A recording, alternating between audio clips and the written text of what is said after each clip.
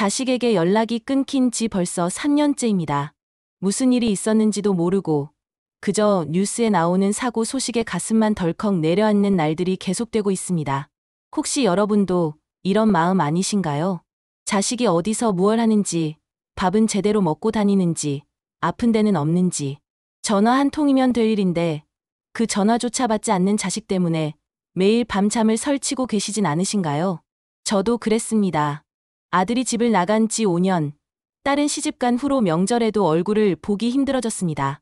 손주들 얼굴이라도 보고 싶어 전화를 걸면 바빠요. 엄마 한마디에 끊어지는 전화. 그 짧은 한마디가 가슴에 대모처럼 박혀 하루 종일 아프고 또 아팠습니다. 어떤 분은 자식이 사업 실패로 빚더미에 앉아 있는데도 도와줄 방법이 없어 발만 동동 구르고 계십니다. 또 어떤 분은 자식이 우울증에 시달리며 방 안에만 틀어박혀 있는데 문을 열어주지 않아 그저 문 밖에서 울고만 계십니다. 암 투병 중인 자식을 둔 부모님은 어떻겠습니까? 차라리 내가 대신 아프면 좋겠다고 하늘에 매달리며 기도하고 또 기도합니다. 그런데 하늘은 왜 이리 야속한지 기도해도 나아지는 건 하나도 없고 오히려 상황은 더 나빠지기만 합니다. 여러분, 우리가 뭘 잘못했기에 이런 고통을 받아야 하는 걸까요? 평생 자식 위에 살았는데 왜 이런 시련이 찾아온 걸까요? 저는 매일 밤 이런 질문을 하며 울었습니다. 그러던 어느 날 꿈에서 한 스님을 만났습니다. 그분이 제게 말씀하셨습니다.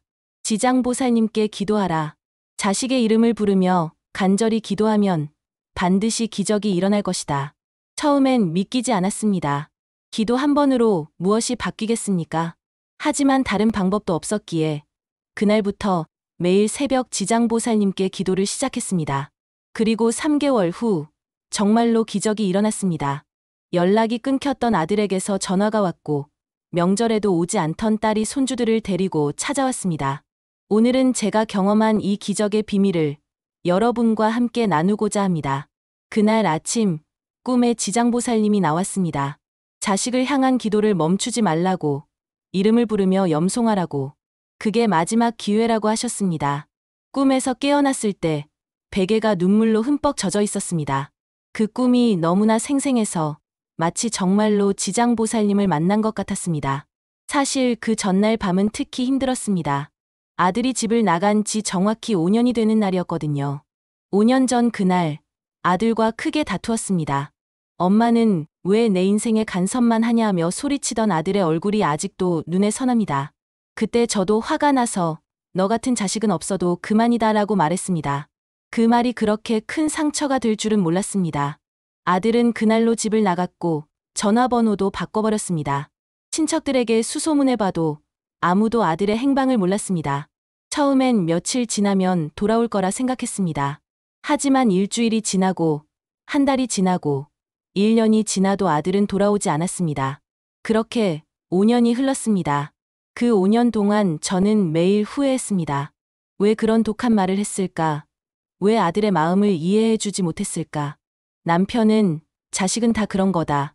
언젠가는 돌아온다고 위로했지만 엄마 마음은 그게 아니었습니다. 혹시 아들이 어디서 고생하고 있는 건 아닐까? 밥은 제대로 먹고 다니는지, 아픈 데는 없는지, 이런 생각만 하면 가슴이 미어지는 것 같았습니다. 그래서 처음엔 교회에도 가보고 점집도 찾아가 봤습니다. 하지만 어디서도 시원한 답을 들을 수 없었습니다. 그러던 중에 한 불자님이 지장보살 기도를 권하셨습니다. 지장보살님은 지옥 중생까지도 구원하시는 분이니 분명 자식과의 인연도 이어주실 거예요. 그 말씀에 한 가닥 희망을 품고 저를 찾아갔습니다. 그리고 매일 새벽 지장보살님 앞에서 108배를 하며 기도했습니다. 지장보살님, 제 아들 이를 지켜주세요. 어디에 있든 건강하고 평안하게 해주세요. 처음엔 다리도 아프고 허리도 아파서 108배를 다 하기가 힘들었습니다. 하지만 아들 생각을 하면 그 아픔도 견딜 수 있었습니다. 그렇게 100일을 기도했습니다. 그런데 신기하게도 기도를 시작한 지 한 달쯤 지났을 때부터 마음이 조금씩 편안해지기 시작했습니다. 전에는 아들 생각만 하면 가슴이 찢어지는 것 같았는데 이제는 그리움은 있어도 아픔은 줄어들었습니다. 그리고 꿈에서 지장보살님을 만난 그날 이후로는 더욱 간절히 기도했습니다. 매일 아침 4시에 일어나 목욕 재개하고 깨끗한 마음으로 지장보살님께 나아갔습니다. 나는 좋은 부모였던 걸까요? 혹시 나의 집착이 자식을 더 멀어지게 한 건 아닐까요? 내가 도와준다고 생각했던 모든 말과 행동들이 오히려 짐이었을지도 모릅니다. 기도를 하면서 저는 계속 이런 질문을 스스로에게 던졌습니다. 돌이켜보니 저는 늘 아들에게 내 장래를 위해서라는 말을 입에 달고 살았습니다. 내 장래를 위해서 공부해야 한다. 내 장래를 위해서 좋은 대학에 가야 한다. 내 장래를 위해서 안정적인 직장을 가져야 한다. 하지만 정작 아들이 원하는 게 무엇인지는 한 번도 물어보지 않았습니다. 아들은 음악을 좋아했습니다. 고등학교 때부터 밴드 활동을 하고 싶어 했지만 저는 그런 건 취미로만 해라며 막았습니다. 대학도 아들이 원하는 실용음악과가 아닌 제가 원하는 경영학과로 보냈습니다. 그때는 그게 아들을 위한 최선이라고 생각했습니다. 하지만 지금 생각해보니 그건 제 욕심이었습니다. 남들에게 우리 아들은 명문대 나왔다고 자랑하고 싶었던 제 허영심이었습니다. 아들의 꿈은 안중에도 없었던 거죠. 또 얼마나 많은 간섭을 했던가요? 아들이 친구들과 놀러 가려고 하면 그 시간에 공부나 해라고 했고, 연애를 하면 공부에 방해된다며 반대했습니다. 심지어 아들이 20살이 넘어서도 몇 시까지 들어와라, 어디 가는지 말하고 가라며 간섭했습니다. 그러니 아들이 숨이 막혔겠죠. 집에 있는 게 감옥 같았을 겁니다. 저는 사랑이라는 이름으로 아들을 올감했던 겁니다. 그런데 더 가슴 아픈 건 딸에게도 똑같은 실수를 반복했다는 겁니다. 딸은 결혼 후에 시댁과의 갈등으로 힘들어했는데 저는 참고 살아라, 다 그런 거다 라고만 했습니다. 딸이 울면서 전화해도 내가 잘하면 시어머니도 달라질 거다라고 했습니다. 딸의 편이 되어주지 못했습니다. 오히려 내가 부족해서 그런 거다라는 식으로 딸을 탓했습니다. 그러니 딸도 점점 연락을 안 하게 된 거겠죠. 명절에도 시댁에만 가고 친정엔 발길을 끄는 것도 다 제 탓입니다. 저는 늘 완벽한 엄마가 되려고 했습니다. 자식들이 남부럽지 않게 살도록 뒷바라지하는 게 엄마의 도리라고 생각했습니다. 하지만 그 과정에서 정작 중요한 걸 놓쳤습니다.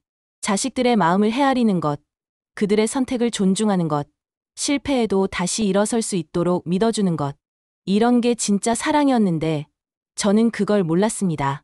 지장보살님께 기도하면서 저는 처음으로 제 자신을 돌아봤습니다. 그리고 깨달았습니다. 변해야 할 건 자식들이 아니라 저 자신이라는 걸. 부처님께서는 말씀하셨습니다. 지장은 지옥문 앞에서 울고 있는 어미의 소원을 듣고 결심하였다. 중생이 다 건져지기 전엔 성불하지 않겠다. 이 말씀을 듣고 저는 눈물이 났습니다. 지장보살님도 어머니의 마음을 아셨구나. 자식을 잃은 어미의 슬픔을 아셨구나. 경전에는 이런 이야기가 나옵니다. 옛날 어느 나라에 한 어머니가 있었습니다. 그녀의 딸은 불법을 비방하다가 죽어서 무간지옥에 떨어졌습니다. 어머니는 딸을 구하기 위해 가진 재산을 다 팔아 부처님께 공양했습니다. 그리고 간절히 기도했습니다. 부처님, 제 딸이 지옥에서 고통받고 있습니다. 제발 구해주세요. 그때 부처님께서 말씀하셨습니다. 내 딸은 이미 지옥에서 나와 천상에 태어났다. 내 지극한 효성과 공덕으로 인해 구원받은 것이다. 이 이야기를 들은 그 어머니는 감동하여 서원을 세웠습니다. 앞으로 영원토록 고통받는 중생들을 구제하겠습니다. 특히 지옥에서 고통받는 중생들을 모두 구원하기 전에는 성불하지 않겠습니다. 이분이 바로 지장보살님이십니다. 전생의 어머니였던 분이 딸을 구한 그 자비심으로 모든 중생을 구원하겠다고 서원하신 것입니다. 그래서 지장보살님은 특히 부모의 기도를 잘 들어주신다고 합니다. 자식을 위한 부모의 간절한 마음을 누구보다 잘 아시기 때문입니다. 또 부처님께서는 이렇게도 말씀하셨습니다. 부모가 자식을 위해 지장보살 명호를 부르면 그 자식은 악업이 소멸되고 선업이 증장한다. 비록 자식이 멀리 있어도 부모의 기도는 반드시 그에게 닿는다. 지극한 마음으로 지장보살을 염하면 끊어진 인연도 다시 이어진다. 이 말씀들이 제게는 큰 위로가 되었습니다. 아, 내 기도가 헛되지 않구나. 비록 아들이 어디 있는지 모르지만 내 기도가 그에게 닿을 거구나. 그런데 여기서 중요한 게 있습니다. 부처님께서는 단순히 기도만 하라고 하지 않으셨습니다. 먼저 자신의 마음을 닦아라. 자비심을 기르고 집착을 내려놓아라. 자식을 진정으로 사랑한다면 그를 놓아주어라. 놓아줌으로써 오히려 더 가까워진다. 처음엔 이 말씀이 이해되지 않았습니다. 놓아준다고요? 그럼 더 멀어지는 거 아닌가요? 하지만 스님께서 설명해 주셨습니다. 놓아준다는 것은 포기하는 게 아닙니다. 자식을 하나의 독립된 인격체로 인정하고 그의 선택을 존중하는 것입니다. 부모의 집착은 사랑이 아니라 욕심입니다. 그 욕심이 자식을 숨 막히게 하고 결국 멀어지게 만듭니다. 나는 놓아야 얻는다는 말씀을 그제야 깨달았습니다. 내가 바꿔야 할 것은 자식이 아니라 자식을 향한 내 마음이라는 것을. 기도를 하면서 저는 조금씩 변하기 시작했습니다. 전에는 아들아, 빨리 돌아와라. 엄마가 잘못했다 라고 기도했습니다. 하지만 이제는 다르게 기도합니다. 아들아, 내가 어디에 있든 행복하기를 바란다. 내가 원하는 삶을 살기를 바란다. 엄마는 이제 너를 놓아주겠다. 내 인생은 내 것이니까. 신기하게도 이렇게 기도하니 마음이 편안해졌습니다.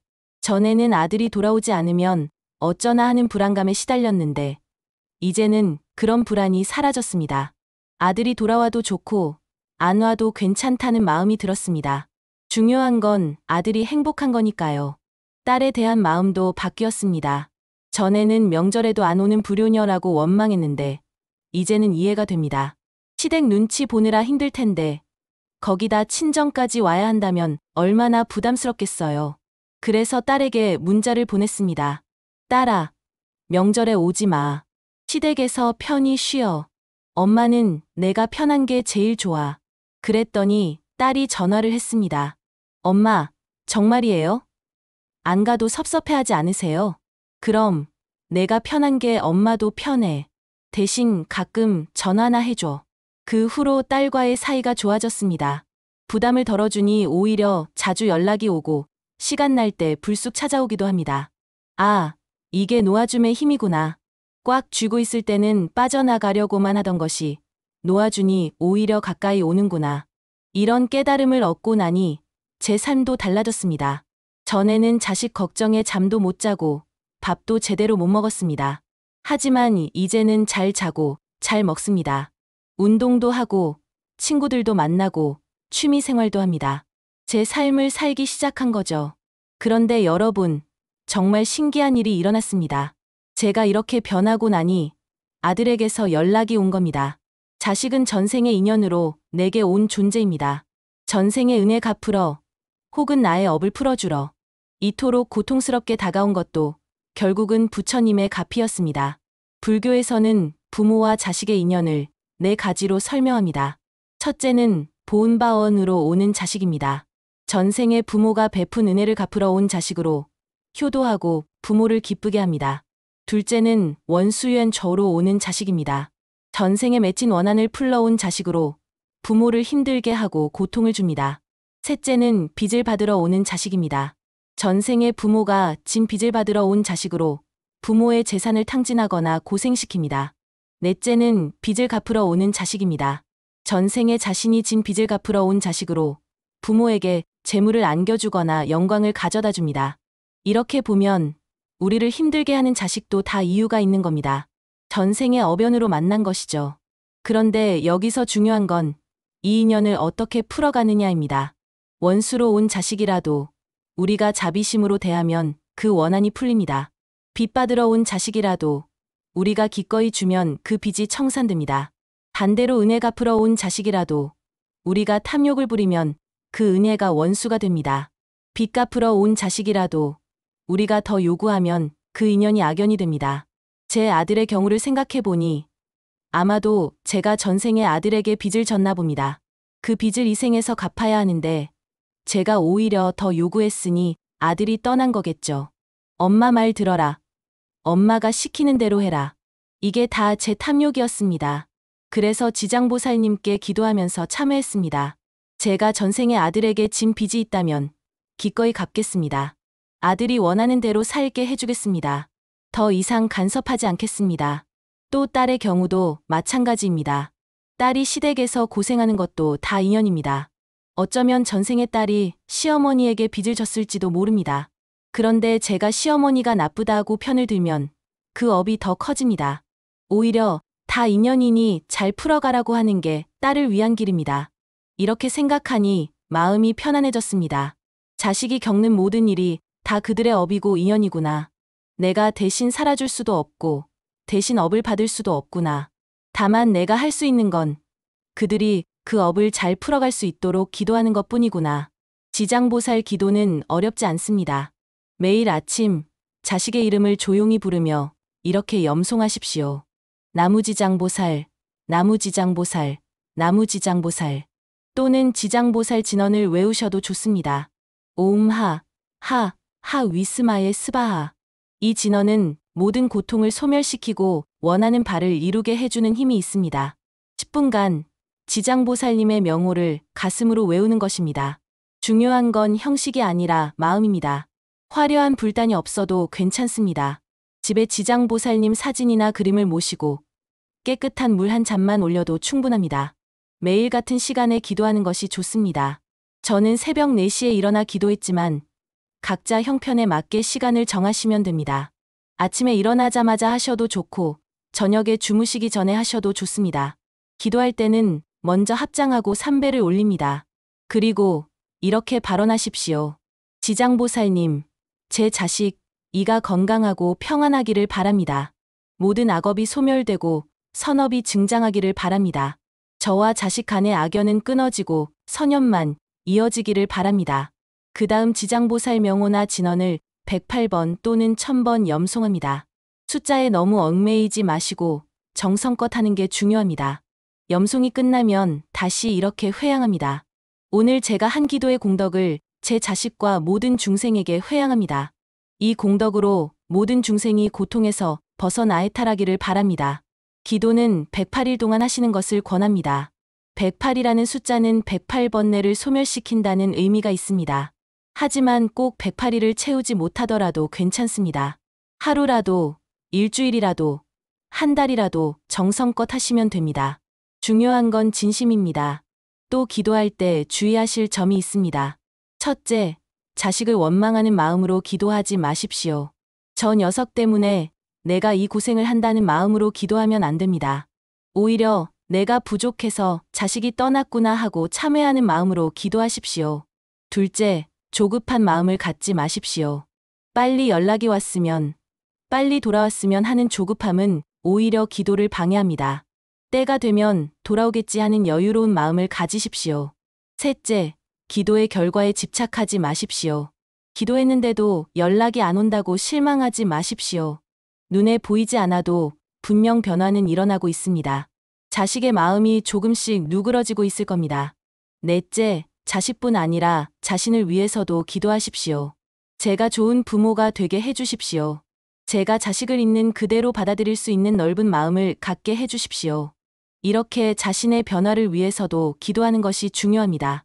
다섯째, 기도와 함께 실천하십시오. 기도만 하고 행동은 예전 그대로라면 소용없습니다. 자식에게 잔소리하고 싶을 때 참으십시오. 간섭하고 싶을 때 놓아주십시오. 이런 작은 실천이 기도와 함께 이루어질 때 진정한 변화가 일어납니다.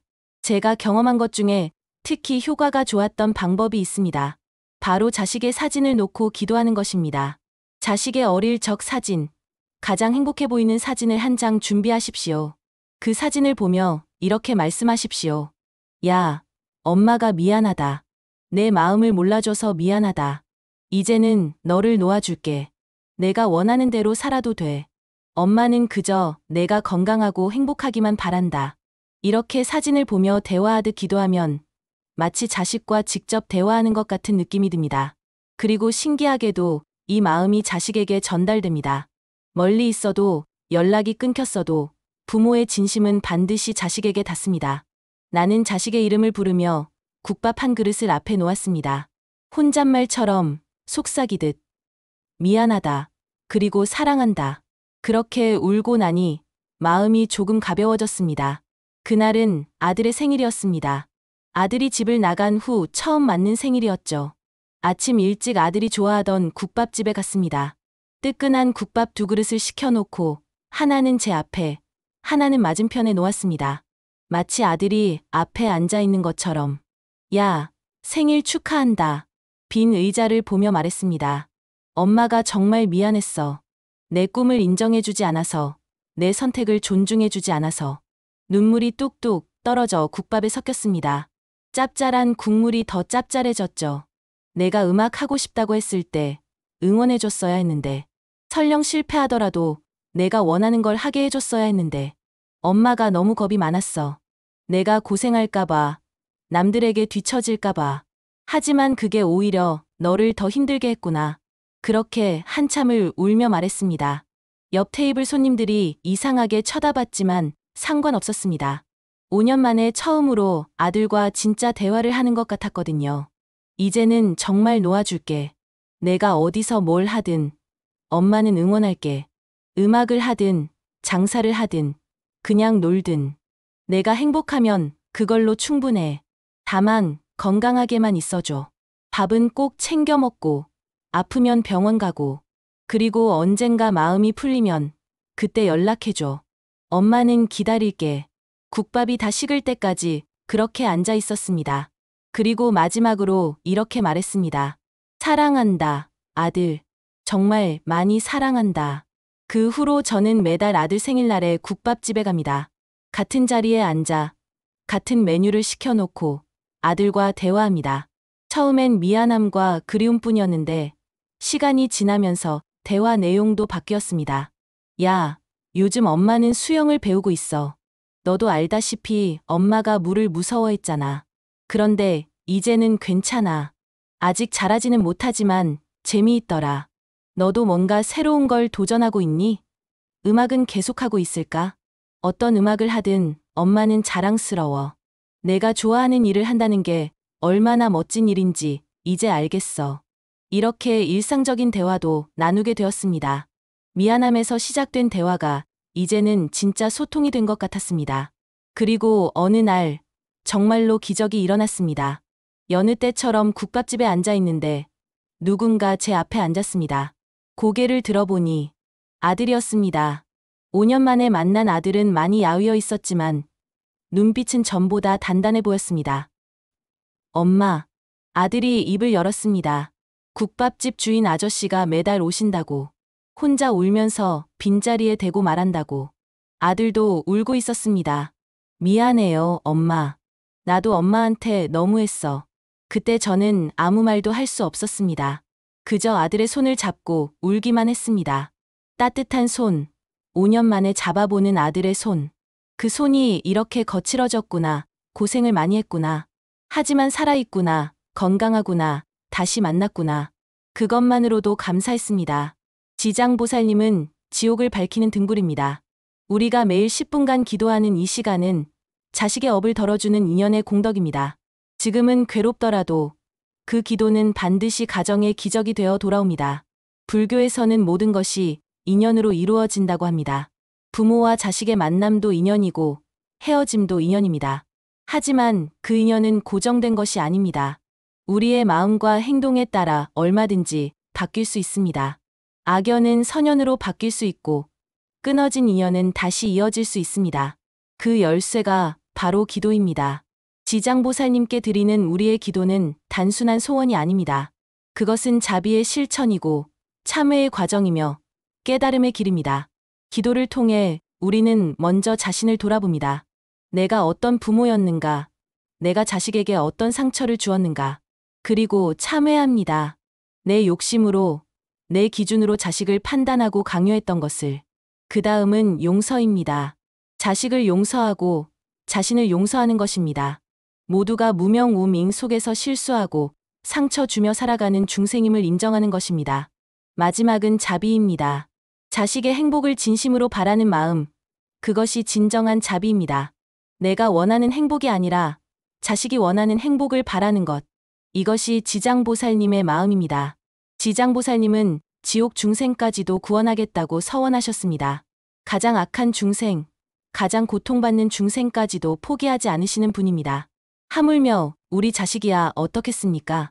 아무리 불효하고 아무리 멀리 있어도 지장보살님은 포기하지 않으십니다. 우리의 기도가 계속되는 한 희망은 있습니다. 또한 기도는 자식만을 위한 것이 아닙니다. 기도하는 우리 자신이 먼저 변합니다. 분노가 자비로 바뀌고 집착이 놓아줌으로 바뀌며 슬픔이 평안으로 바뀝니다. 이것이 바로 기도의 힘입니다. 제가 경험한 것처럼 기도는 정말로 기적을 만듭니다. 하지만 그 기적은 하늘에서 뚝 떨어지는 것이 아닙니다. 우리의 변화가 만드는 기적입니다. 우리가 변하면 자식도 변하고 관계도 변하며 운명도 변합니다. 이것이 부처님께서 말씀하신 연기연치의 법칙입니다. 모든 것은 서로 연결되어 있고 서로 영향을 주고받습니다. 부모의 마음이 바뀌면 그 파동은 반드시 자식에게 전달됩니다. 아무리 멀리 있어도, 아무리 연락이 끊겼어도 마음의 파동은 시공을 초월합니다. 그러니 포기하지 마십시오. 오늘도, 내일도 꾸준히 기도하십시오. 나무지장보살, 나무지장보살, 나무지장보살. 이 간단한 연불 속에 우주의 진리가 담겨 있습니다. 자비와 지혜, 인욕과 정진. 모든 것이 이 한마디 속에 있습니다. 매일 10분, 지장보살님께 기도하십시오. 부모의 기도는 자식의 운명을 바꿉니다. 지금 함께 하십시오. 여러분, 오늘 제가 들려드린 이야기가 조금이나마 위로가 되셨기를 바랍니다.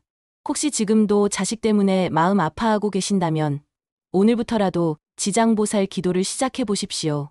거창하게 시작하실 필요 없습니다.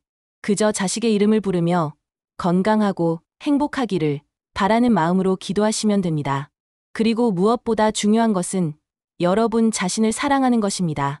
자식을 위해 평생을 살아오신 여러분, 이제는 자신을 위해서도 살아가십시오. 그것이 자식을 진정으로 사랑하는 길입니다. 부모가 행복해야 자식도 행복합니다. 부모가 평안해야 자식도 평안합니다. 오늘도 지장보살님의 자비가 여러분과 여러분의 자식들에게 가득하기를 기원합니다. 나무지장보살, 나무지장보살, 나무지장보살.